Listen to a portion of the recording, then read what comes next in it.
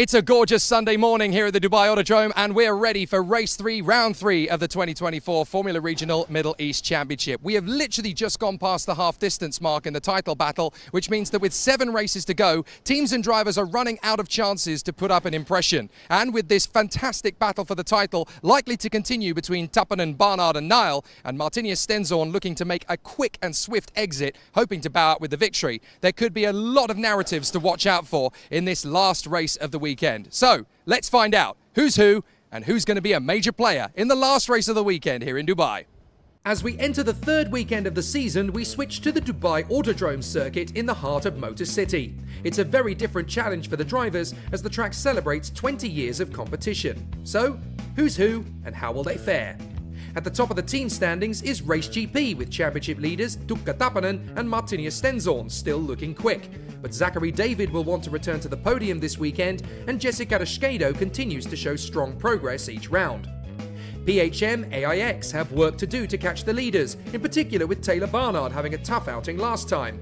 But he and teammates Tizanapol Ntefivazak, Liuruki and Brando Badua are quick when the opportunity is presented to them, so it could be a mini renaissance here in Dubai. Storming up from 5th to 3rd are Santalog, still in their maiden campaign in Formula Regional here in the Middle East. Teofil Nile is now up to speed and looking racy for more victories, but he now has 2 new teammates for the season, Noah Stromsted of Denmark and Jose Garcias of Mexico. The Pinnacle squad are still looking strong, thanks to the efforts of Mari Boya, but Alexander Abkasava has been quicker than many expected, Giovanni Mascio is very much improved from last year, and Finlay Green is readapting to motorsport quite rapidly, so it's not just a one-man show.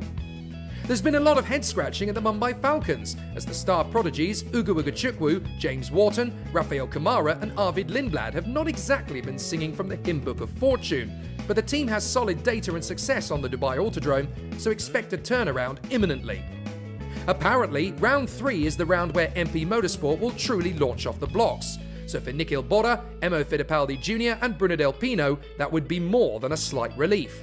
They are joined from this weekend by British talent Isaac Braschi, who replaces Valerio Rinicella. XL Motorsport only took 2 weekends to grab points for the first time. So now that Noah Lyle and Yaroslav Veselaho have sorted out the early gremlins, it appears both drivers have the potential for more. With one pressure off comes another. How many points over the year can they now score? Meanwhile, Evans GP came so close to scoring they could almost taste the pain of it all. But clearly John Bennett and Costa Taparis have what it takes to get the job done. If only the issues coming into practice and qualifying can be ironed out, then you'll see the black and blue machines in fine form. We can only reiterate the progression that R&B Racing have made in relation to last season, as their speed is definitely better. Guy Ujia could well grab a point or 2 before season's end, and as for Wang Zhongwei, there's definitely more to do and to learn, but the team has the resolve to push for more. We're almost at the halfway point in the Formula Regional Middle East Championship, and there are several drivers in contention for the title. One of them is this man, Taylor Barnard for PHM AIX. Taylor, it's been an interesting start to the season. Round 1 was very strong. Round 2 had its problems. How are you feeling coming into Dubai? I mean, we've had a bit of a reset. We've had a week off. Of course, round 2 was quite difficult, but you have them weekends, and we maximised and got the many points that we could. So, yeah, a little bit of a reset and coming into this weekend strong. Now, the first round of the championship, you came in straight away, had some really strong pace in qualifying. You were able to convert it into 2 race victories.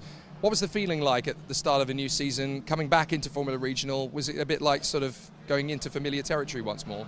Yeah, of course, I did the championship last year. The car was ready and set up perfectly, so hopefully we can come again after a week and have the same results here. But yeah, we'll do our best as a team and for sure come back on what happened in round 2. Yeah, I want to talk about that just a little bit in terms of round 2, because essentially you had the pace to be there, but right from the opening race when you had the spin around, it became very difficult to sustain. What was your mindset from that point onwards? Yeah, of course, I got taken out in the first race. Then from then on we had a few mechanical issues. I'm not sure if it's because of the crash or not, but we just had really bad luck, honestly, and yeah, the team have had a bit of a hard reset over the last week, and we'll try and do the best that we can in this round. I mean, you were able to pull away from that weekend with a podium in the 3rd race. I mean, how important was that from your side psychologically to kind of get yourself back into that race-winning position again, get yourself back into the mode ready to come here? I mean, actually, that race for me was quite difficult. I had 4 new tyres, and I went into that race expecting to win, honestly, because I had an advantage on tyres, but again, we had a mechanical issue, so I was just trying to manage the race as best as I could, and I had to fight really, really hard just to finish P3. So, of course, to get a podium and some points to finish off the weekend was good, but not the result that we wanted.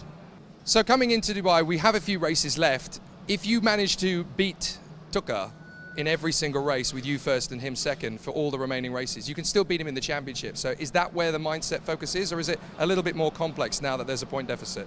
I mean, there's only 30 points. There's no point focusing on the championship with 9 rounds to go or 9 races to go. So I'll just focus on myself, do the best job that I can, and see how the championship goes.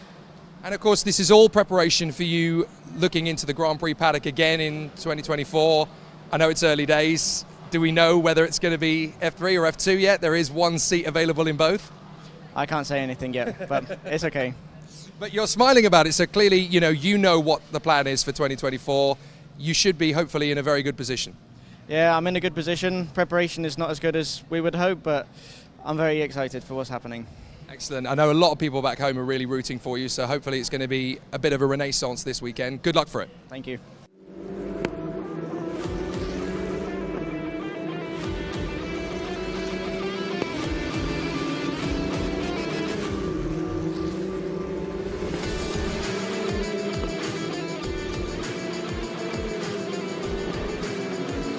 One more bout here at the Dubai Autodrome as we get ourselves ready for the Formula Regional Middle East Championships, third race of the third round, and it is definitely going to be another nail-biter.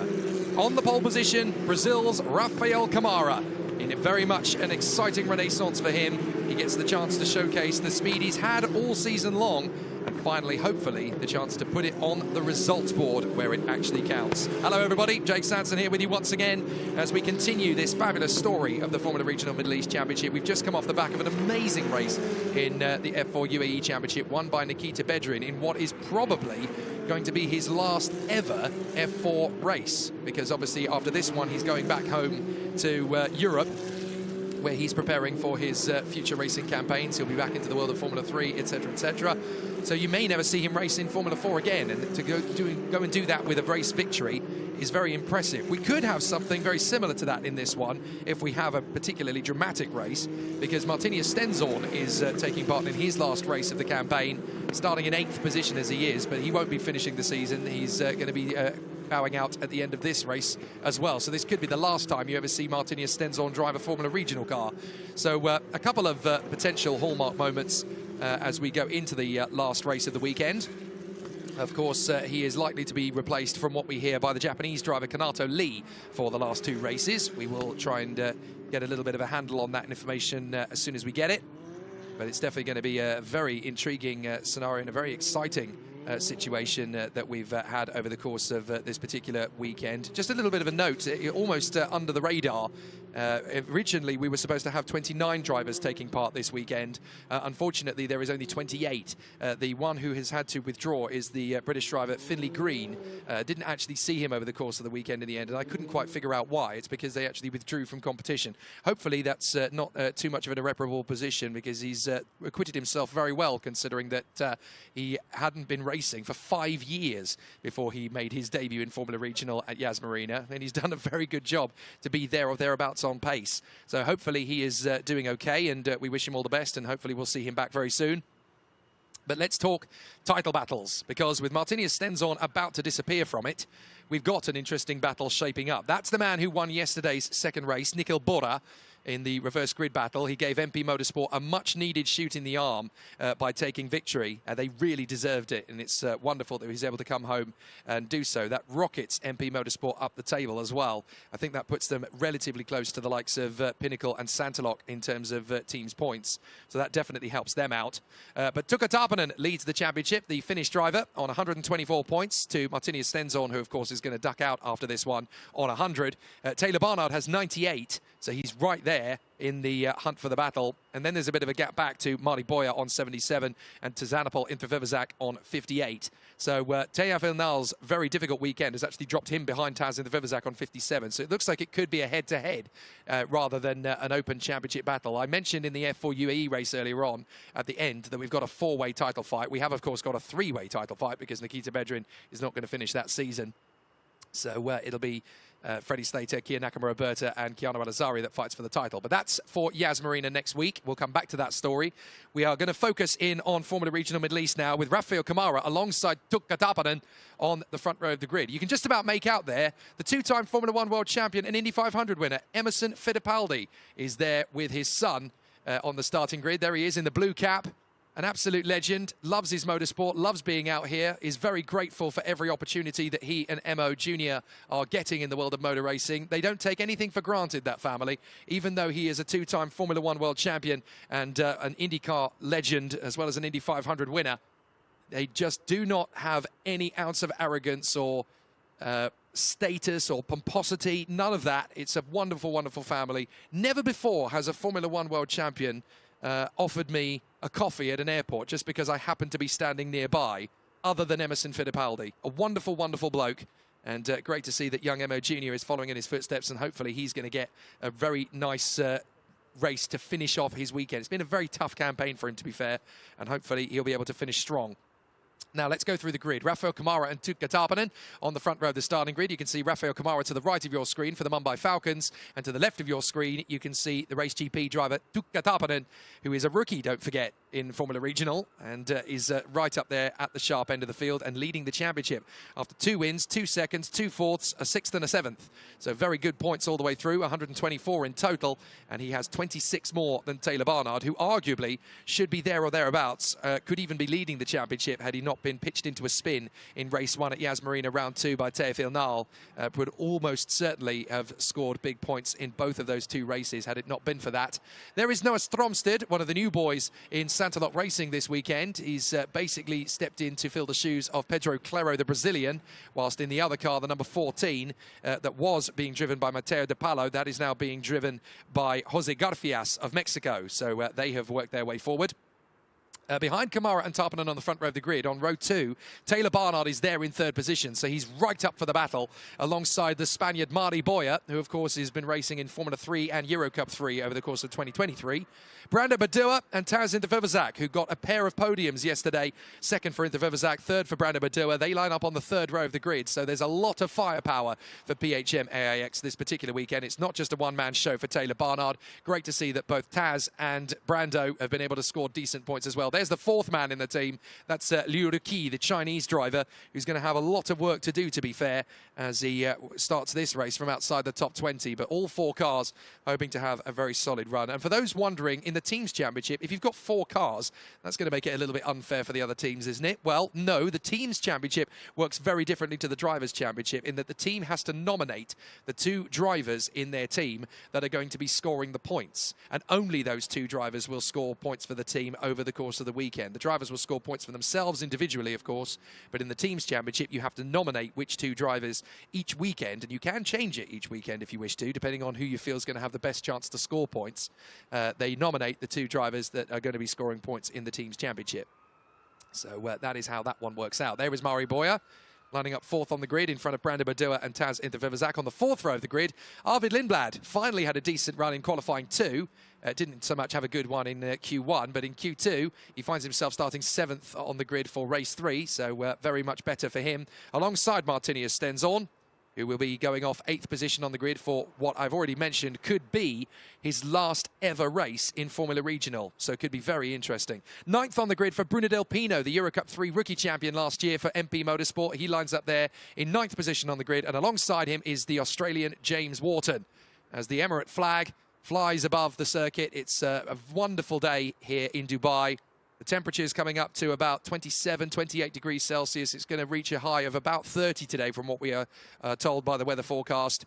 But it is absolutely sensational to see just how much excitement the racing has brought to us this particular weekend. 11th on the grid is the race 2 winner. That is Nikhil Bora, who represents India, is based in the United States and lives in Singapore.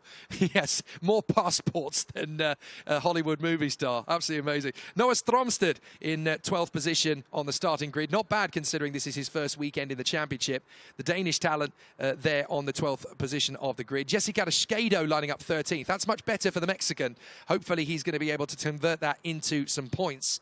Teofil really struggled in qualifying too. They just couldn't get a decent lap together, and so he lines up 14th on the grid. When I say they couldn't get a decent lap time together, he found a 1:55.33 compared to Rafael Camara on a 1:54.4. So that is 9/10 of a second difference, and that puts him 14th on the grid. That's how close it is in Formula Regional these days. Absolutely astonishing.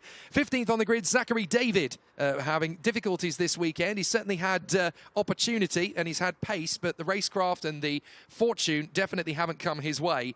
So he finds himself 15th position. There is the tallest building in the world you just saw, the Burj Khalifa, which is very much one of the most exciting places to visit in the city of Dubai. So that'll be an interesting one, I'm sure, for drivers in their week off. One or two of them might well want to see the views from the top. Noah Lyle, 16th position on the starting grid, the Australian, alongside Zachary David on the 8th row of the grid. 17th for Ugo Chukwu, a long way back. They didn't get a decent qualifying lap in either, unfortunately. So really is going to be a very tough situation for him. 18th on the grid for Jose Garfias, the Mexican driver on the 9th row of the grid beside Ugo Chukwu, and then Costa Taparis and John Bennett, the two Evans GP cars, will line up together on the 10th row of the starting grid. The cars that look very similar to the Yas Heat Academy colours from a distance. But they will be there in position. Isaac Barashi, the man who's replaced Valerio Vinicella at MP Motorsport for this latter half of the season. He is there in 21st on the grid for MP alongside Leo Key. And then Emerson Fittipaldi Jr., 23rd on the grid alongside Giovanni Mascio, who ended up having that rather clumsy moment yesterday and ended up retiring, unfortunately. Alexander Abgasava, his pinnacle teammate, 25th on the grid. And then Yaroslav Vezalaho of Ukraine, he's 26th on the starting grid. And then the two R&B racing drivers from China, Gao Yujia and Wang Shongwei, they are together on the back of the grid. Off we go then for the formation lap. And it really is going to be a sensational competition for all of these exciting battles on the grid. Do keep the chatter coming. Interesting that we seem to be talking more about the ongoings in Formula 1 than Formula Regional. There's a lot more to come. That is Sofia Kotala, who is very much one of the biggest supporters in the Tuukka Tarpanen camp. She's a fantastic entrepreneur. She's going to be climbing Everest next year. She competed in the FIA Karting European and World Championships over the last couple of years, despite not starting karting until the age of 40. And she was actually within a second of the decent competitors. Absolutely incredible athlete, and she's a ballroom dancing champion as well. She's been loving life in Dubai, supporting Tuukka Tarpanen and the Race GP team. And she would be very, very embarrassed for me to give her all of those amazing compliments. But with people like that in the paddock, you are very much blessed indeed. And having raced with Tuukka Tarpanen as a driver coach in the past, she obviously takes very big interest in Tuukka's racing exploits. So Rafael Camara and Tuukka Tarpanen, front row of the grid. Let's talk a little bit more about Rafael Camara, because he's been under the radar for most of this season, which is very unfortunate because he's definitely got more talent than the results on the championship table have actually been able to demonstrate. Rafael Camara is a brilliant racer. He's been that way since his karting days. Almost became world karting champion back in 2019 when he was at Alhambra. I felt he had the kart underneath him to get the job done. Just didn't have the luck and the fortune to make it work out. He's part of the Ferrari Young Drivers Academy, same as Tuukka, but Rafael has had a much tougher route, and the consistency has always been much harder to find, but he's obviously been able to pull out a decent qualifying lap out of the bag to put himself pole position for race 3. So it really will be absolutely sensational as we continue in fantastic fashion. So we'll see how it continues in fine style. And Rafael Camara, from pole position, could well turn this into a victory, which would only be, ironically, the second win of the year for a Mumbai Falcon after their dominant performance last year with the Italian Andrea Kimi Antonelli. They've really struggled this year. The only victory that Mumbai Falcons have taken so far has been the man who drives the Red Bull graphics, Arvid Lindblad, who got the reverse grid win in race 2 at the first round of the championship at Yas Marina. They're going back there next week, of course, so we could see more from the Mumbai Falcons, but their best chance now of getting a victory for the second time this year is Rafael Camara in pole position. So Kamara, Tarpanen, Barnard, Boyer, Badua, Interfivazak, Lindblad, Stenzorn, Delpino and Wharton, then Bora, Stromsted, Karaskedo, Teofil. There is Emma Fittipaldi Jr. Oh, sorry, no, that's Nikhil Bora, the man who won yesterday's second race. He goes off 11th on the grid for this one. Behind him is Stromsted, then Karaskedo, Teofil Nal, Zachary David, Noah Lyle, Ugo Bagachukwu, Jose Garfias, Costa Taparis, John Bennett, Isaac Barashi, Liuraki, Emerson Fittipaldi Jr., Giovanni Mascio, Alex Abkasava, Yaroslav Azalaho, and then Gao Yuchia and Wang Shengwei. As there is Ugo Bagachukwu getting into his grid slot. This is going to be a long race for him from 17th on the grid. Man who carries the very plain silver colours on his helmet. It was accidental, but it's become a bit of a homage to the great Andretti name, which has been in the news this week for all the wrong reasons. I, for one, very much support their future endeavours. I hope we'll see them in Formula One someday.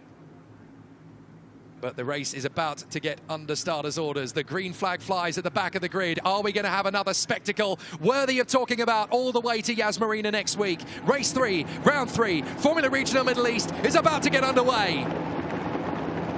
Let's race at Dubai Autodrome. Good initial launch from Kamara. Looks like Tarpanen's going to creep alongside him. Kamara's going to have to work hard to beat him to the first corner now. Tarpanen's got that inside edge. Mari Boyer's got a flyer from third as well. He's up into third position. He could well get past Kamara in turn 1. Kamara's got to go the long way if he wants to lead this race. They're going to be close, but Tarpanen's going to edge him out, surely. Kamara's going to keep his foot in, and Tarpanen's going to take the lead. But Kamara and Boyer are right on his tail. Rafael Kamara still trying to take the lead from Tarpanen, but it's not going to happen. Taylor Barnard slots into fourth position behind them, and that is Tazanabal into Fivazak and Brandon Badua trying to squirt forward as well. So excellent starts. Tarpanen in particular has hit the front, so Tukka the Tiger has made an absolutely brilliant launch in front of Rafael Kamara. Kamara's still trying to take him on as they go round the far side, up on the hairpin and onto the back straight. It's Tarpanen that leads, but he's had a big twitch as he comes off the corner, so Kamara's got him against the ropes. Down the back straight, Rafael Kamara will be absolutely determined to get past Tukka Tarpanen. He will not want to let him go back. Off on the racetrack goes Noah Lyle, manages to get back on. Kamara side by side, going the long way round with Tarpanen, and it looks like Barnard's trying to take on Boyer and has got through. Kamara leads up on the inside of Tukka Tarpanen. Great run from Rafael Kamara. The Brazilian has absolutely made it work. Don't forget that these two live together in Maranello in the Ferrari Academy, so this is going to be a fascinating battle as they duel with each other.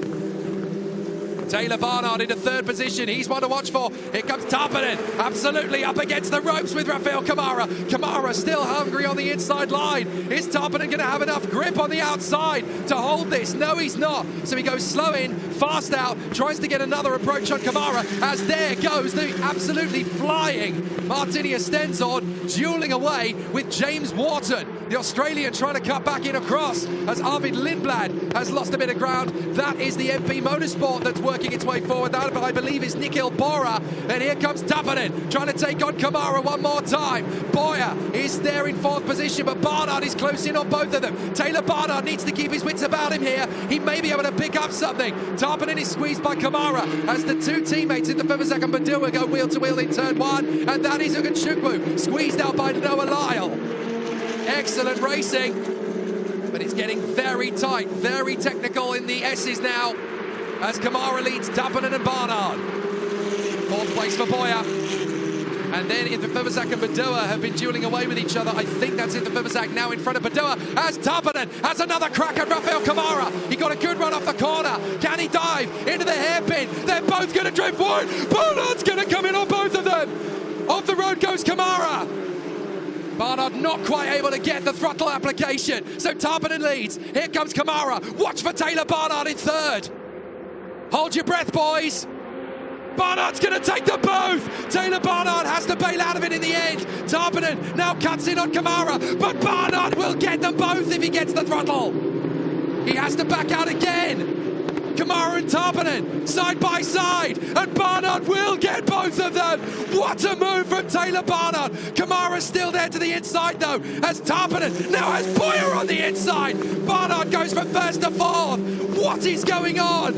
Amazing racing. Now Boyer side by side with Tarpanen. Barnard's to his inside as well. Kamara hits the front once more. Tarpanen there in second position. Now Tarpanen goes long, hoping he's got grip. Barnard to the inside of Boyer, almost side by side. outside with Tarpon, and now he is. And Boyer trying to cut back in on the inside of Barnard, who goes the long way round, gets on the curb, fights back to get on the inside of Tarpon, and here comes Taz into Fuvazak. He's now going to get the move into fourth position on the inside of Mari Boyer as Barnard goes out wide, squeezed by Tarpon. Rafael Kamara leads. What a brilliant battle this is, and this is only into lap 3. Tarpon tries to edge Barnard to the pit wall. It's Kamara, Tarpon, Barnard. It's Badua who's actually in fourth, not in for Fuvazak. So it's Brando Badua who's moved up to fourth position as Barnard and Tarpon continue their duel, not just for the race, but for the title.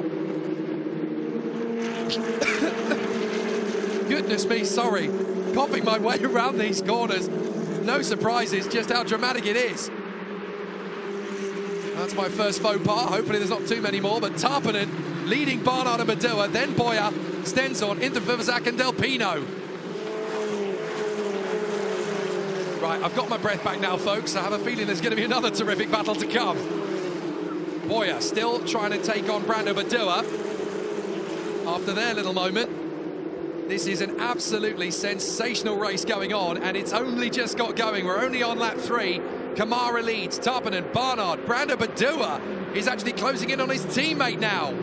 Well, this could be awkward. Here comes the MP of Del Pino. Charges in on Taz in the Fuvazak. In the Fuvazak goes out wide. He almost goes into the side of the MP. And look at Arvid Lindblad. He's going to take advantage. He gets both of them, does he? Del Pino's there. Oh! Del Pino and Lindblad almost bang wheels. Lindblad's got to be careful on the exit. This is the incumbent Formula 3 driver battling away with Bruno Del Pino and Taz in the Fuvazak. And watch out for James Wharton. He wants a piece of this squabble as well. Here they come again. Very close. Still they come through. Lindblad on the far side of Del Pino. Here comes in the Fuvazak, having a look for another great run. Can't quite make it. Wharton to the inside of it, the Fuvazak. That's going to get shut down quite considerably. Still they go. Del Pino, Lindblad. Big dive coming in from Zachary David. Thinking about the move there on James Wharton. And finally, it settles down into some kind of rhythm. It took 3 laps, but what brilliant 3 laps they were. And Tarpon is now sizing up Rafael Kamara again. Barnard's just got to stay hungry in third ahead of Badua. Then Boyer, then Stenzorn. Del Pino now 7th in front of Lindblad. In the Fuvazak down to 9th, and Wharton is 10th. Then it's Zachary David, Nigel Bora, Noah Stromsted, then Ugachukwu, Niall, Lyle, Karashkedo, Bennett, Tabaris, Liu, Fittipaldi and Mascio. And yet again, the driving standards in Formula Regional completely in a different league compared to F4. I'm not saying that the driving talent is less, but so far, have we had a safety car in Formula Regional in the first 3 laps of competition at Dubai? No, we have not. Whether we'll get one later on or not, that's a different story, but certainly the first 2 races went green checkered. Are we going to get 3 green checkers from Formula Regional Middle East? Lindblad's going for Del Pino. Right in behind him. He got the slipstream. Del Pino was trying to shake him off. But Lindblad's got good pace, good speed. He's also got good aggression. Can he maximise it? Slow in, fast out. Is it going to be enough? Lindblad's going to go to the far side of Del Pino. He's got to leave him a decent amount of room. Lindblad goes wide, but he'll still be alongside. Del Pino trying to squeeze. No, you don't, says Arvid Lindblad. Thank you very much. I'll take the place. Good racecraft from Lindblad. Del Pino's still just about alongside him, though. Still to your right. Still to your right. He's actually pulling slightly in front. Trying to cut across, and he's got him. Bruno Del Pino. Terrific driving from the Spaniard. Now he's got to cut back across the line to stop Lindblad getting back in front. And Taz in the Fuvazak has lost ground to James Wharton now, so Wharton's got in front. There is Ugachukwu. He's dealing with Noah Stromsted. Not a bad debut for the Dane, as Zachary David launches to the inside of the Fuvazak. So they continue their little tussle as they go into the final hairpin. But now it is still a decent run for Kamara up in front. Oh, this is going to be into Fuvazak taking on Zachary David. And Lindblad's going to dive in on Del Pino. Oh, what a move. Excellent from Lindblad. That is the kind of overtaking move that has put him in Helmut Marko's ballpark. Absolutely terrific. What a sensational move from Lindblad. That came from a long way back. If ever you're going to get the modern-day Gilles Villeneuve into turn 1 at Dijon-Prenoir, that was absolutely it. Lindblad came from a fair way back there to go for Del Pino. Stood on it, and that's unsettled the Spaniard. Now he's in the clutches of James Wharton. So Arvid Lindblad up to P7 with an absolute catamaran of an overtake. Now Kamara in front of Tuukka Tapanen. Tapanen's going to launch in! Wow, I really thought he was going to commit. He still has a chance on the exit. Rafael Kamara having to go a bit defensive. Tuukka Tapanen, ever the tiger, ever ready to pounce. He's going to get an opportunity here. He's going to go long. He'll go deep on the brakes. He'll have a chance. Slow in, fast out, tries to cut back. He's got good acceleration off the turn. He's going to go level. Can Tapanen outcut Kamara to the braking zone? Here he comes. Side by side. Inches between their wheels as Tapanen tries to go the long way round. Kamara actually nudges him as they go through the hairpin. Oh my goodness. I would absolutely be sweating buckets if I was in that race GP pit wall right now. Tuukka Tapanen trying to take on Rafael Kamara, and watch out boys, because Taylor Barnard is still there in third, and he will make mincemeat of you two if you mess this up. The Bulldog is chasing down the leading pair of Ferrari youngsters, Kamara and Tuukka Tapanen. They go side by side. Tapanen round the long way. Kamara won't let him have it. Tapanen trying to keep his foot in. No chance. Tuukka Tapanen trying again. Round on the far side. Formula Regional is absolutely brilliant. And these guys are absolutely on it here in Dubai. The third race of the third round. Tapanen should be finding this fairly straightforward, but he just isn't. And into the pits to retire, I think, comes Noah Stromstedt. So Stromstedt has had an issue somewhere out on the course. So this is interesting. Now, two cars have been reported to the stewards, I'm told. That's Jesse Carrasquedo and Costa Tapares for not respecting the instruction at turn one. That's probably going to be to do with running wide on the far side of the corner and keeping your foot in, and that is Noah Stromstedt coming into the pits to retire. Let's have a look at a replay. Oh, that's how it happened. So Stromstedt with damage to the car, no doubt, and that was Ugo Chukwu and Emerson Fittipaldi Jr. trying to take avoiding action. So bitter disappointment for Noah Stromstedt, who's made a very admirable debut. Taylor Barnard still trying to get that car to turn in the way he wants it to. Third position would be good. Not quite where he wants to be, but it would still be valuable points. And if he stays close enough to the Kamara, Tapanen and badinage, he might just find himself with a chance to get more. So Tapanen needing to reset, regroup, come back for another go. Absolutely terrific. Still, we continue this incredible duel as Ugo Chukwu now tries to take on Teofil Nal. So Ugo Chukwu and Nal, Ugo Chukwu runs out of racetrack, but he still kept his foot in. So he just ran all the way along the red rumble strip there to be alongside Teofil Nal, eventually back down. Now he's going to be angry. Now he's going to be ruthless. He will want to deal with Teofil Nal as quickly and as sharply as possible. Right, if that's how we're going to play it, fine. I'll play dirty if you want to. Round the far side. And he's going to have an opportunity. Can Teofil Nal give him the space? He does. And Ugo Chukwu gets through. Lovely overtake from the American. Excellent work.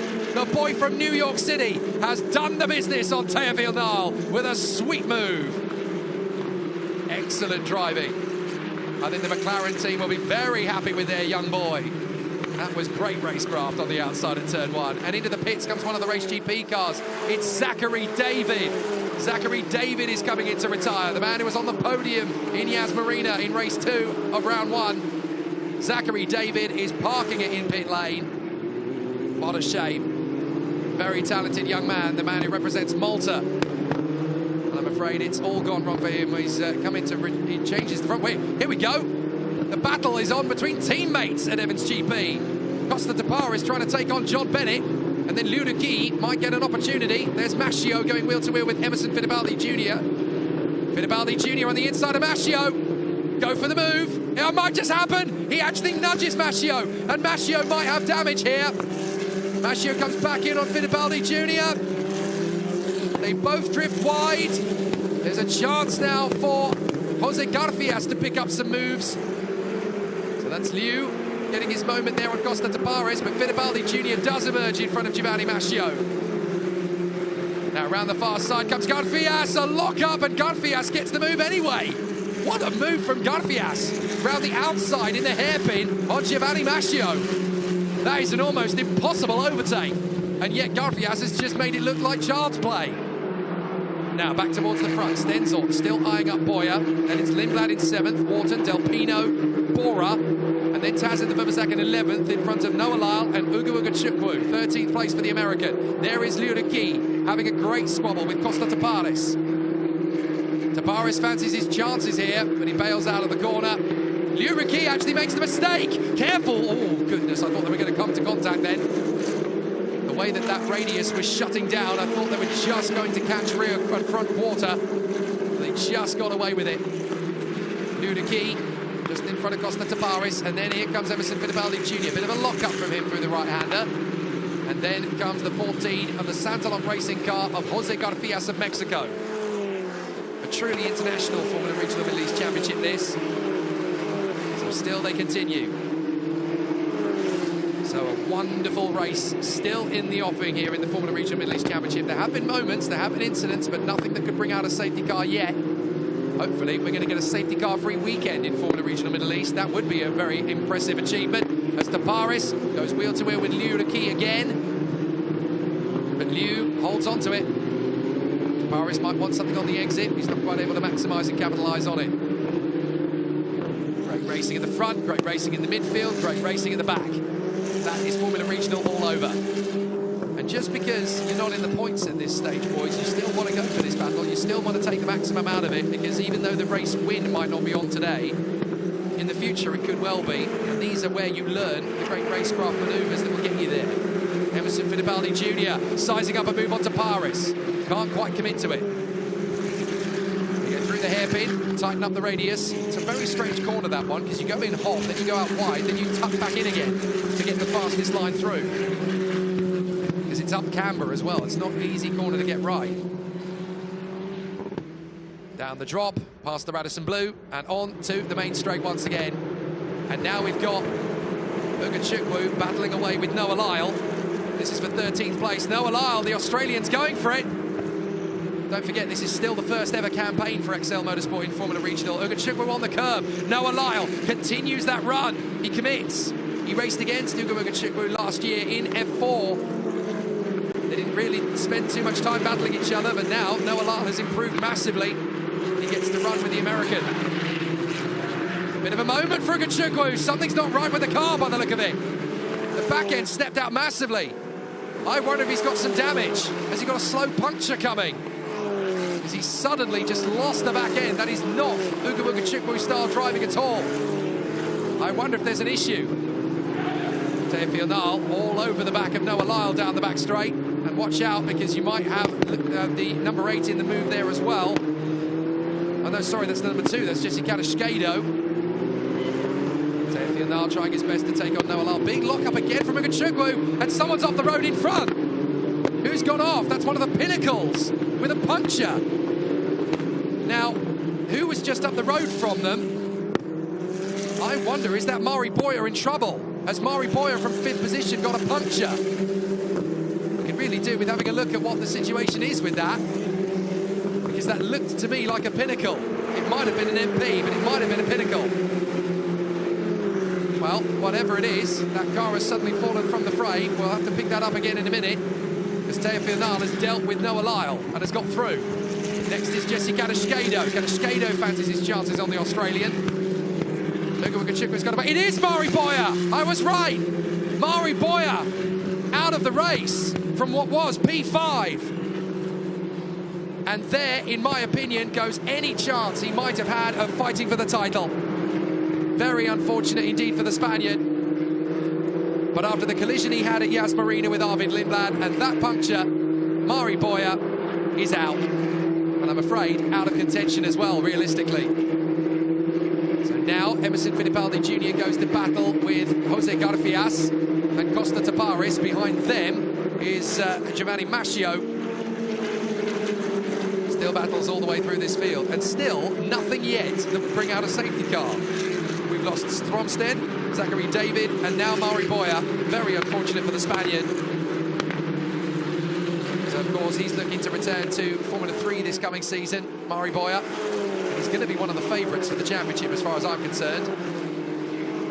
Battle going on at PHM-AIX. This is Taylor Barnard losing out to Brandon Badua. Badua's in front. Badua's moved up to third.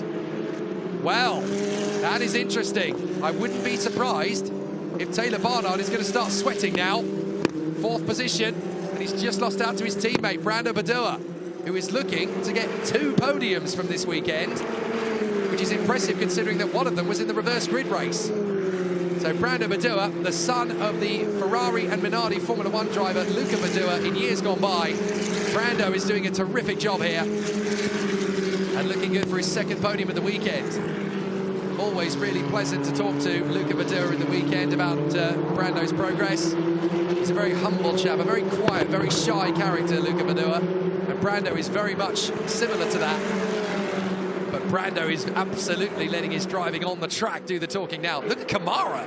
He's just dropped Tarpanen. Excellent work from Rafael Kamara. Not easy when Tucker is the man in form. And the Brazilian has just been superb. So Rafael Kamara has just disappeared from Tucker Tarpanen. He's certainly on the march to take at least one win this year in Mumbai Falcons colours. So the race battle continues up to the first corner. This is Jesse Cadasquedo trying to take on Noah Lyle. Still the two of them are pretty much at stalemate. But excellent racing on the Dubai Autodrome. This is a very underrated race circuit, you know. At the end of this year, it would have had 20 years of motorsport. I can remember when it was first launched. I was very excited about motor racing in the Middle East for the first time, even as a teenager. And it's wonderful to see what's happened over the last 20 years. And this championship is just adding to the brilliant glory of it all. But it's almost all been here. I think the only thing that hasn't really been here over the years is basically Formula 1. And you can argue that it has been here with the historic Grand Prix that takes place every December on the circuit here. That's an event you really want to put into your calendar. If you want to see proper Formula 1 cars with V8s, V10s, V12s, you want to come to the historic revival at the end of every year. There's Emerson Fittipaldi Jr. taking on Costa Taparis again. Still, these two are absolutely glued to each other. They are absolutely joined at the hip, these two, like an accident in a science classroom. Here we go. Jesse Cadasquedo working very hard still to keep close to Noah Lyle. Down in the braking zone. Up to the hairpin. No change really, but it's about edging your competitor into a mistake, trying to get him to make the error. Up the hill they come again. And Noah Lyle really finding things particularly tough dealing with Jesse Cadasquedo at the moment. The Mexican had a good starting position, 13th place, but it's not been easy for him to make the progress he wanted to. So Cadasquedo still finding a lot to do out here on the circuit at Dubai. And down the main straight, Noah Lyle is able to match him. They're very similar on straight line speed, which is where he's not really able to gain a lot of ground. So what does this do to the championship fight? Well, that's obviously a very important point. Rafael Kamara is set to take 25 points, and that's going to put him on 77, which is going to tie him on points with Mari Boya, who is currently 4th in the standings. So that's how important this opportunity is for Rafael Kamara, and he's going to take full advantage of it. Tazit the Bubazat is currently down and out in 10th position at the moment, so he's only looking to score 1 point. That's going to put him on 59. Niall is not even in the points, don't forget. He's in 12th position at the moment, so he's going to remain on 57. So this is essentially going to be Rafael Kamara moving into 4th place in the Drivers' Championship if he stays where he is. Brandon Badua is slowly climbing his way up the ranks. He's on 27 after yesterday's podium, and another podium is going to put him up to 42. So that's going to be the same amount of points as Ugo Ugachukwu. This is very close stuff behind the championship contenders. And it's not really clear what the championship order is going to be by the time we reach the end of race 3 2 weeks from now, back here on the Dubai Autodrome again. Big late braking from Luruki. Can he go right the way round the outside of John Bennett? Hasn't quite got enough traction off the turn to finish that move off. Cadasquedo still putting pressure on Noah Lyle, and still no safety car. Tarpenham will be frustrated. I haven't had a single safety car all weekend and not an opportunity to get back up the order. He's had a second, a seventh, and he's looking for another second place. But still, a very solid race weekend at the office. So the battle rages on, and Jesse Gattiscado loses the back of the car. Well, that was a wild ride for Jesse Gattiscado out of the final turn as he just pirouettes away. Very odd to lose your car in the middle of the apex like that. Here comes Luduki now on John Bennett, trying to go the long way round. Is he going to manage that? John Bennett's going to try. Oh, lovely from Luduki. That is a very hard overtake to do, but he's managed to make it work. So everyone back home in China can be very happy about that one. Luduki making sure that there are 4 PHM AIX drivers that can really hack the racecraft here. He may have been caught out in qualifying, but put him on the racetrack with another driver, wheel to wheel, and he can handle it. Now, Jesse Gattiscado has not moved from the final corner. Let's see how he did it. Just looks to me, he's gone quite deep into the corner. There was a little puff of brake dust. Look, the car's going now. Snaps away. Now, how much of that is a driver error for Jesse Gattiscado, and how much of that is a problem with the car? Because there might have been a little electronic glitch there. Now, it's wide off the racetrack at the final corner. Is that going to be enough for a safety car? Because if it is, then we're suddenly going to have a very... Yes, safety car! Safety car's been called! Right, safety car with 2 minutes to go. And I'm afraid to say that unless they can move that car in 1 lap, we're going to finish under safety car. Well, Jesse Gattiscado's spin right at the end of the race there. And it's going to bunch up the pack, but are we going to have enough time for a 1 lap dash to the flag? I don't know if we are. That's in a very awkward position. They might be able to just hook a line on it and tow it out the way. And Lindblad is stopping. Arvid Lindblad is slowing down. Arvid Lindblad is breaking down out of this race. This man has had absolutely no luck at all in 2024. The man who dominated the Macau F4 Invitational race last November parks it at the final turn. Lindblad loses a fine 5th position. That is bitter disappointment for the British driver for Red Bull. Definitely does not deserve to be sat on the sidelines like that. Has driven a great race. But unfortunately, it comes to nothing for Lindblad. Gattiscado out, Lindblad out, and now they've got 2 cars to recover. And with it being minimal that we were going to have a problem restarting this race with a 1 lap dash, I think it's fair to say we're not going to get one now. Well, you've got a feel for the Mumbai Falcons driver, Arvid Lindblad, in Red Bull colours. He's out, and I'm afraid any chance that he might have had of making a decent impression on this title fight in Formula Regional Middle East is now well and truly put to sleep. So, big problems. I'm not sure whether that was a mechanical problem for him or whether he had a slow puncture or what it might have been. Let's have a look and see what's happened. There's Gattiscado losing it as he just suddenly does the dance of death on the final turn. That chap who's been filming on that final corner has got an amazing video for social media. But Jesse Gattiscado will not want to see this one again. Back end just gets loose, and around he goes. Now, the marshals have already moved Lindblad's car to a safe vantage point. So Lindblad's car is already gone. The marshals are doing their best to move Gattiscado as quickly as possible. We might just get 1 lap dash here. We might just get a 1 lap sprint. The safety car is going as fast as it can to try and get onto the final lap. Right, looking at the time we've got left, on my timing screen it says we've got a minute.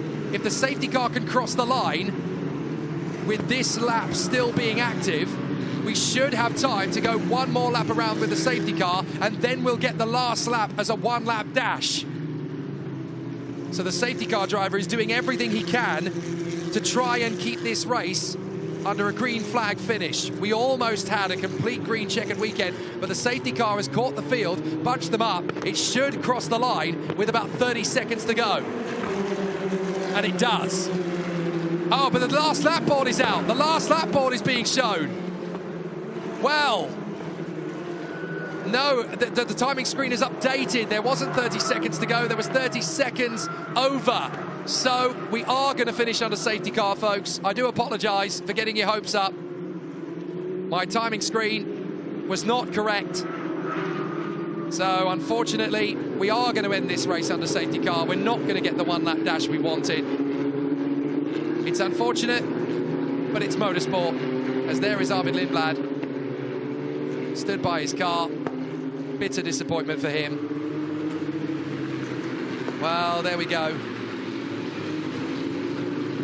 And that means, of course, that Rafael Camara is going to take his first win of the 2024 motorsport campaign. He'll be delighted with that. That's going to put him level with Marty Boyer on points in joint fourth in the championship. And of course, on countback, it's going to be Mari Boyer that's in... it is going to be Rafael Camara that's in fourth place, because on countback, he has a win and Marty Boyer does not. He has 3 podiums, but he doesn't have a win.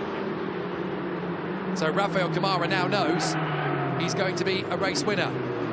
Second place will be Tukka Tapanen. Poor Arvid Lindblad. Absolutely fed up. What does he have to do to catch a break in 2024? Well, certainly he's not going to catch one in Formula Regional, that's for sure. This was obviously always meant to be a preparation for his Formula 3 campaign that he's going to get started next month. But it doesn't change the fact that he'll be bitterly, bitterly disappointed. Meanwhile, in the championship battle, it's another 6-point swing, because Tukka Tapanen's going to have 18 points for this, and Taylor Barnard's going to have 12. So that means that heading to the next round of the championship, Tukka Tapanen's bacon has well and truly been saved to a certain extent. The gap was 26 points. It's now going to be 32 again. So they will go out of the weekend pretty much how they came into it. But Rafael Camara, the Brazilian superstar, absolutely deserves this. He's worked so hard. He's had very little luck over the course of the year so far. The Mumbai Falcons deserve it too. After their brilliant year last year, they're now finally going to get a win again. It is Rafael Camara who wins in fantastic style, ahead of Tukka Tapanen and Brando Badoa in third. Taylor Barnard is fourth. From James Wharton, Martinius Stenzon, Bruno Del Pino, Nickel Bora, Tazan de Vivazak and Ugabuga Chukwu in the points. It may not be the way you wanted it to end. It isn't the way I wanted it to end either. But the winner is a very, very deserving young man. Rafael Camara of Brazil. Fabulous talent. An amazing young racing driver. Part of the Ferrari Young Driver Academy. He'll be in Formula Regional Europe this year for Prema. And the 18-year-old from Recife in Brazil can be very happy indeed with what he's done here. Excellent performance. He took 2 wins in Formula Regional Europe last year, and for me, he is the championship favourite going into this season. So it's good for him to finally get the monkey off his back in the Middle East and pick up a victory. Watch out for Rafael Camara in 2024. He's definitely going to be big news. And he and Tukka Tapanen are both part of the Ferrari Academy, of course. So Rafael Camara will be very eager to go and celebrate with his team. He's actually pulled well clear of everybody. He's quite happy to come back on a very fast in-lap by comparison to everybody else. He wants to just get back and celebrate. It's always a little bit flat when you finish under safety car. What a shame. But I tell you what, we've definitely had a very worthy winner in Rafael Camara. And he definitely deserves this one. That moves him up to 4th in the championship, level on points with Boyer. 17 ahead of Inthra Furvazak and 20 ahead of Teofil Nal. So he's right up there in the fight for best of the rest. And of course, this will become the fight for 3rd in the championship when Martinius Stenzon returns to Europe at the end of this race. So an excellent run. And it's still going to be Tapanen versus Barnard for the championship fight as we head to Yas Marina next week. The gap between them 32 points provisionally, but after a race like this, yet again the championship battle is on. Yet again the fight is going to be electrifyingly good, and we cannot wait to see how this battle continues. Rafael Camara, your winner from Tukka Tapanen and Brando Badoa. It really will be an exciting battle as we continue our great run here in Formula Regional Middle East. The next round of the championship, of course, is next week on the Yas Marina circuit. As you watch the highlights from a thrilling encounter, I'll head to the podium ready to greet our 3 drivers home.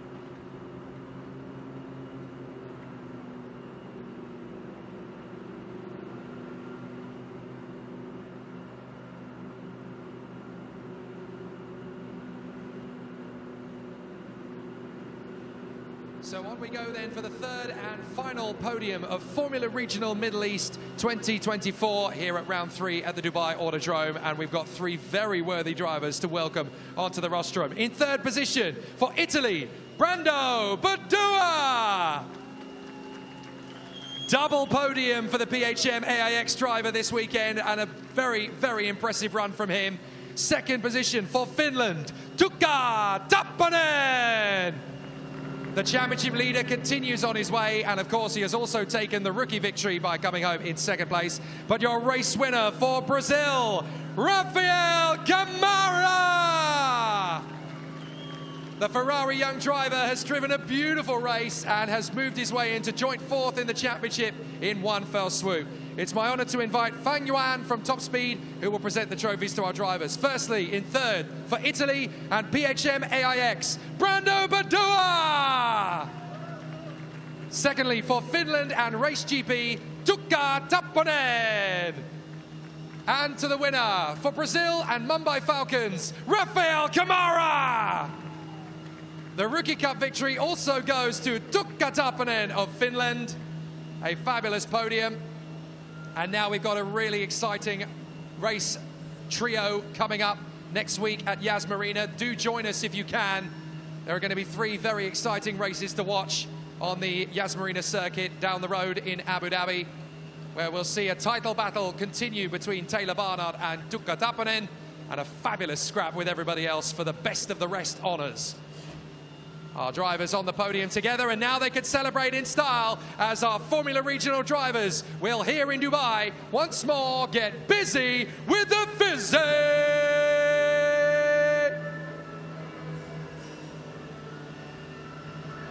Congratulations to Brando Badua, Tukka Tapponen, and your race winner, Rafael Kamara! There's more great action to come from Formula Regional Middle East next week at Yas Marina, but that's 3 rounds of our 5-round championship done. A very big thank you to all of you who have watched here at Dubai Autodrome. Asian Le Mans Series is up next, of course, but we will see you back in F4 UAE and Formula Regional Middle East next week at Yas Marina in Abu Dhabi. From Jake Sanson, it's bye for now.